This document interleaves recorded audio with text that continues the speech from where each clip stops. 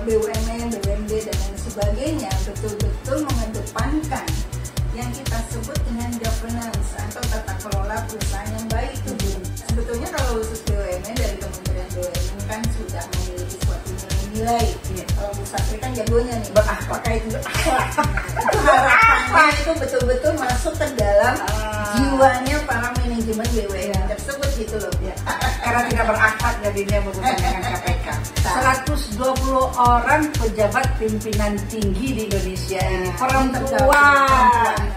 Yang selama ini konotasinya di pemerintahan itu birokrasinya sangat kental, ini malah menjadi lebih cair. Oh iya.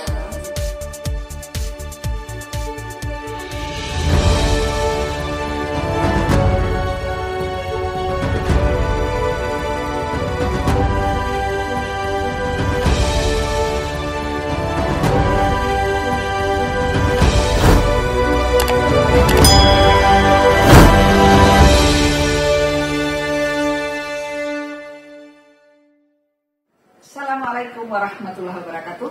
Ketemu bersama Sastri Bakri Channel, tempat berbagi ilmu, berbagi cerita, berbagi budaya. Alhamdulillah, kali ini kita ketemu sama perempuan hebat, deputi, salah seorang deputi di BPKP, Ibu Sally. Saya tahunya Sally Ani. Ibu Sally. Nah, kita ingin tahu bagaimana sepak terjang Ibu Sally di BPKP di tengah para lelaki yang luar biasa dan tugasnya adalah mengawasi presiden. Kita secara kelembagaan memberikan informasi kepada presiden. Ya, kepada presiden dan mengawasi seluruh kementerian lembaga yang ada di sini. Ibu apa kabar? Baik, alhamdulillah. Lama sekali kita nggak ketemu. Iya, luar biasa. Saya udah tunjuk Bu Sally masih 5 tahun lagi, masih udah 5 tahun, 10 tahun lagi. 5 tahun lagi, insya Allah tidak super panjang. Amin. Bu, kendalanya gimana tuh Ibu jadi melaksanakan tugas pengawasan? Iya. Terima kasih Bu Satri. Mungkin lebih jelasnya, saat ini saya diamanahkan sebagai Deputi Kepala BPKP bidang akuntan negara yang melakukan pengawasan terkait BUMN, kemudian BUMD, Badan Layanan Umum, Badan Layanan Umum Daerah Bu, dan juga BUMDes. Bisa dibayangkan Bu kalau sekarang BUMN itu Pak Menteri sedang melakukan holdingisasi hanya 41 BUMN. Tapi kalau kita bicara BUMDes, itu ada 40.000 lebih BUMDes. Banyak sekali ya? Seluruh Indonesia. 40.000? Iya. Desa berapa? Kalau desa sekitar 70.000 lebih. Oh, tapi belum semua ada BUMDesnya? Ya, belum semua. Atau bisa jadi satu desa itu memiliki 2 atau 3 BUMDes. Memang belum semua. Itulah yang kami lakukan. Nah, kebetulan kalau di BPKP kami memiliki perwakilan di 34 provinsi. Yang menentukan kepala BPKP dari sini? Iya. Yang menentukan kepala perwakilannya tentunya di kepala BPKP di pusat. Nah, itulah perpanjangan kaki kami ketika kita harus melakukan pengawasan, baik itu di BUMD, BLUD, BLU, dan juga BUMDes.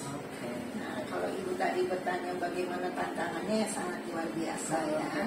Apalagi memang yang kita harapkan adalah korporasi-korporasi yang dibentuk tersebut memang betul-betul akuntabel dalam pengelolaan keuangannya. Itu Quality assurance kan? Iya.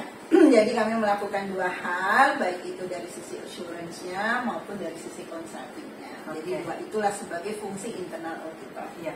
Terus apakah menurut Ibu, kan sekarang ini banyak nih, kita tahu love fraud terjadi di mana-mana. Iya, betul. Bukan hanya di BUMN, di BUMDes juga ada. Iya. Terus apa tuh tindakannya Bu? Jadi memang yang kita lakukan tentunya kita harapkan korporasi baik itu BUMN, BUMD dan lain sebagainya betul-betul mengedepankan yang kita sebut dengan governance atau tata kelola perusahaan yang baik itu Bu. Ya. Nah, di situ harapannya dengan dia menjalankan tata kelola perusahaan yang baik itu bisa meminimalisir terjadinya fraud-fraud tersebut. Nah kalau khusus Antisipasi. BUMN, sebetulnya kalau khusus BUMN dari Kementerian BUMN kan sudah memiliki suatu nilai-nilai. Iya. Kalau Bu Sastri kan jagonya nih, Berakhlak. terkait berakhlak. Nah, itu harapannya itu betul-betul masuk ke dalam jiwanya para manajemen BUMN Iya. tersebut gitu loh. Iya. Untuk Tapi dia mengurangi itu dia. Itu gimana tuh? Karena tidak berakhlak ya. Karena tidak berakhlak jadinya berurusan dengan KPK. Iya, jadi itu Integritas itu menjadi Ah, sangat penting. jadi Saya ingat itu. sekali buku ibu yang pertama yang saya dapatkan tentang apa tuh Bu? Judulnya Integritas apa tuh Bu? Oh iya, tentang Saya malah lupa judulnya. ibu beli ya. Saya dapatnya dari ibu. Oke. Jadi upaya-upaya antisipasi itu sudah ada juga. Tapi kalau misalnya mereka sudah kenyataannya mereka melakukan fraud gitu kan atau korupsi itu apa tuh tindakannya keras nggak? Sebetulnya kalau dari BPKP untuk melakukan kegiatan-kegiatan, kalau di sisi kami di Deputi Akuntan Negara lebih kepada pencegahan kan Bu. Dan mereka memang kalau BUMN itu banyak sekali akan melakukan aksi korporasi itu meminta pendampingan dari BPKP. Oh, jadi pencegahan ya. Jadi ketika Iya. dia bermasalah kita temukan Iya. potensi fraud itu Potensi gimana tuh? fraud itu makanya kita berikan suatu rekomendasi Ke Anda APH? jangan melakukan di internalnya sendiri Oh, di oke. internal BUMN Anda jangan melakukan ini, kalau melakukan ini ada potensi untuk dilakukan Ah. terjadinya fraud seperti itu. Itu apa Nah, nggak itu, kesannya itu permisif gitu ya? Makanya memang gampang ya nanti BPKP oh bisa. enggak, jadi memang sebelum mereka melakukan aksi korporasi tersebut mereka ingin didampingi terus sehingga itu meminimalisir terjadinya resiko kesalahan-kesalahan yang akan mereka lakukan. Karena di awal kami akan memberikan suatu rekomendasi, Anda ini tata kelolanya kurang bagus nih, Anda harus perbaiki ABCD. Anda manajemen risikonya nggak lengkap nih, Anda harus melakukan identifikasi ini. Nah, seperti itulah menurut Kalau rekomendasi. manajemen risiko itu diatur dalam PP enggak atau Kalau sekarang di Kementerian BUMN itu ada Omnibus Law yang sekarang menjadi hanya 3 peraturan dari Menteri BUMN itu di dalamnya ada tekanan. Berarti kalau mereka tidak membuat manajemen risiko tidak ada mengimplementasikan, Apalagi ya mengimplementasikan. sebetulnya mereka melanggar ketentuan tersebut. Oke, baik. Terakhir. Ya. Kan Ibu ini jadi deputi luar biasa ya. Nomor satu. Manahnya ini Bu. Luar biasa Ya. gampang ketemu sama presiden juga kan. Nah, sementara berada di tengah-tengah laki-laki, apakah hanya Ibu saja nih yang jadi deputi di BPKP atau di kementerian apa Iya. segala macam itu? Iya, kalau di BPKP di jajaran top manajemen saat ini ada 2 deputi, saya dan juga rekan saya Bu Arumsari, deputi kepala BPKP bidang investigasi Bu, Iya. perempuan Bu. Sama nih sama saya. Iya. Sadis nggak dia? Saya kan sadis Bu. Ya begitulah. Nah kemudian kami pun saya punya mitra-mitra pimpinan tinggi media di beberapa kementerian dan lembaga. Nah kami ini memiliki suatu asosiasi perkumpulan yang kita Pimpinan sebut tinggi? Ikatan Pimpinan Tinggi Perempuan Indonesia. Wow. Atau Ikatan Pimpi Indonesia. Ikatan Pimpinan Tinggi Perempuan Indonesia. Atau Oke. Ikatan Pimpi Perempuan Indonesia. Nah ini ternyata setelah kita berkumpul dan ini perkumpulannya diresmikan oleh Bu Menteri PPA Bu. Oh, Jadi gitu. memang diformalkan dan kami memang sudah secara hukum ini kita sudah punya ini. Ketuanya siapa ya? Presidium istilahnya. Oh, presidium. Jadi presidium pertama itu Bu Utami. Beliau sebelumnya adalah kepala badan di Kumham, sebelumnya Dirjen Lapas Bu. Kemudian yang kedua Bu Anti, anggota Komisi ASN saat ini. Dan yang ketiga ini Bu Leni, deputi di Kemen PPA. Dan yang keempat terakhir saya nih tahun depan gitu, sebagai salah satu presidium. Nah ini kami saat ini setelah muncul ikatan tersebut Bu, ternyata anggotanya setelah kita inventarisir seperti itu Ada 120 orang lebih, Bu. Wow. Nah, ini luar biasa. 120 orang pejabat pimpinan tinggi di Indonesia Ya, ini ini perempuan. perempuan. Oke. Tapi memberikan warna ya. Sangat, sangat. Iya, Jadi berbagai kegiatan-kegiatan yang Berani kita nggak? lakukan ternyata dengan adanya ikatan ini itu yang selama ini konotasinya di pemerintahan itu birokrasinya sangat kental, ini malah menjadi lebih cair. Oh gitu. iya. Ini Jadi sinergi kolaborasinya luar biasa. kelebihan perempuan dimanfaatkan Iya. untuk. Oke. Iya.